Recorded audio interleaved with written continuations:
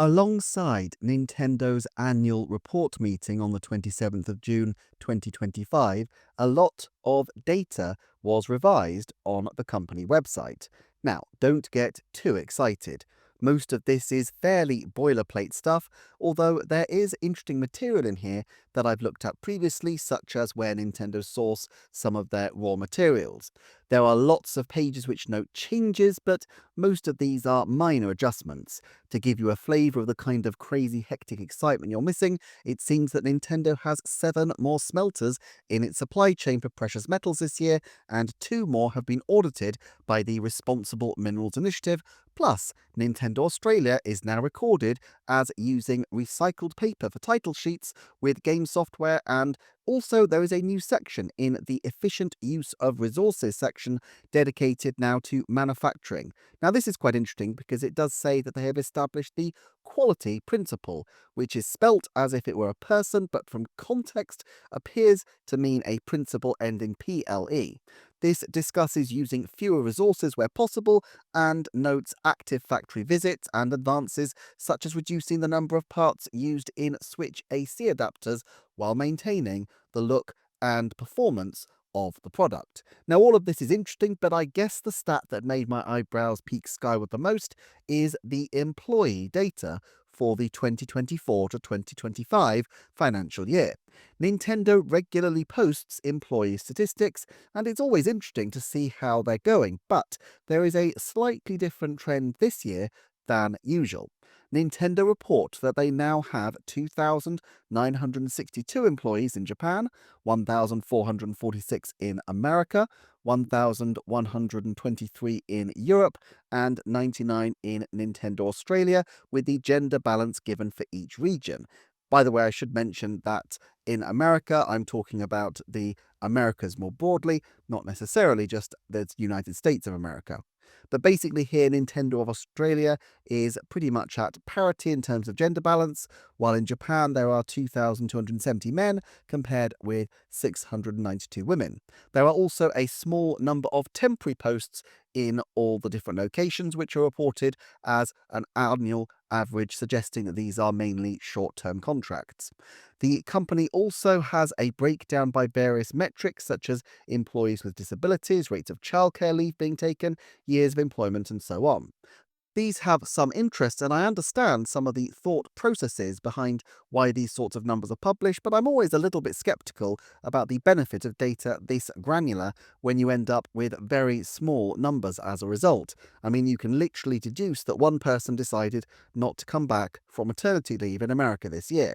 Perhaps of most interest to people will be the number of new hires, and there are 182 new people who joined Japan, but in 2024-2025, we saw 237 joining in the Americas, 28 joining in Europe, and 8 joining in Australia. By way of comparison, in 2023 to 2024, 195 people joined in Japan, about a similar figure, and 116 joined in America. Just under half the number that joined in this year. 66 joined in Europe and 12 joined in Australia, suggesting that Europe has also gone up quite a bit and Australia has gone up a little bit. All things considered, therefore, the rate of growth this year in America is kind of curious, even allowing for the slightly higher turnover rate in America compared with Japan. But it should be remembered that these figures are far more than just game development staff, and I speculate that these would include a lot of publicity-related roles in anticipation of Switch 2. Yes, we know that Nintendo subsidiaries in the Americas include Retro Studios, Next Level Games, and Nintendo Software Technology, all of whom have evidently been hiring in recent times. There are currently 5 Next Level Games jobs and 4 Nintendo Software Technology jobs being advertised. However, I wonder whether the specific increase in hiring for 2025 may have been in anticipation more of Switch 2. Because Nintendo closed their old San Francisco and Toronto offices in 2021, we know that there was a certain amount of attrition from the company at this point.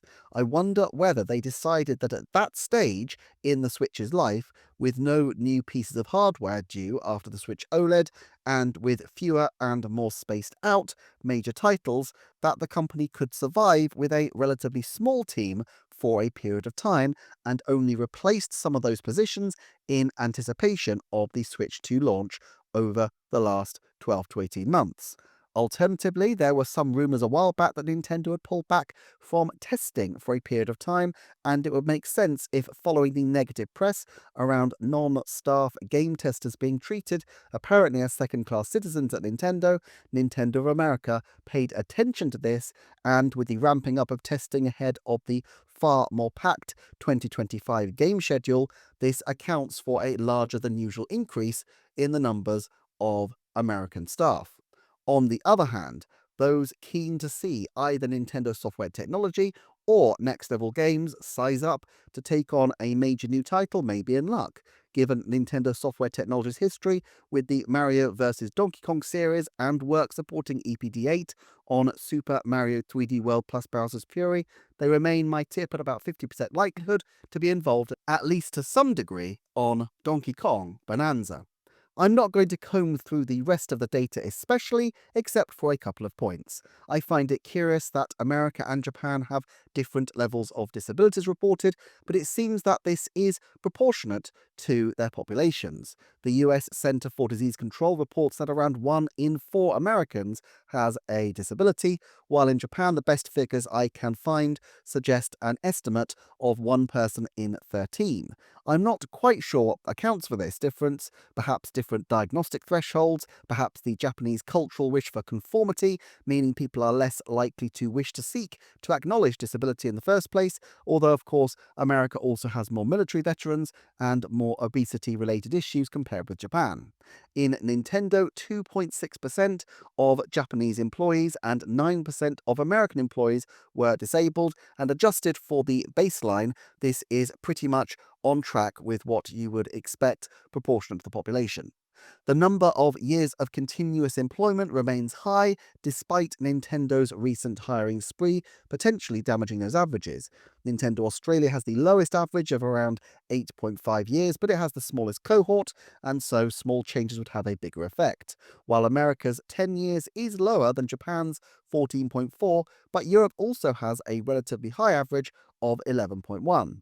Although cultural differences between Japan's expectations of long loyalty to particular companies with the West's greater willingness to chop and change may have had an impact on these figures, it should be noted that in the last few years we've seen some other changes with the organisation for Nintendo's American and European branches, for which we can thank Nintendo for, among other things, the choice of Kit and Krista to branch off solo.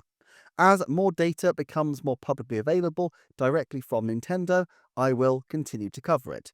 I will say that Nintendo has scheduled their Q1 financial report this year for the 1st of August, which might be more difficult than usual for me to cover promptly, so apologies in advance if I don't get to it in the first few days after release. In the meantime, though, thank you so much for listening as ever. Do check out the Patreon for more, and I shall look forward to seeing you next time for another Nintendo Forecast.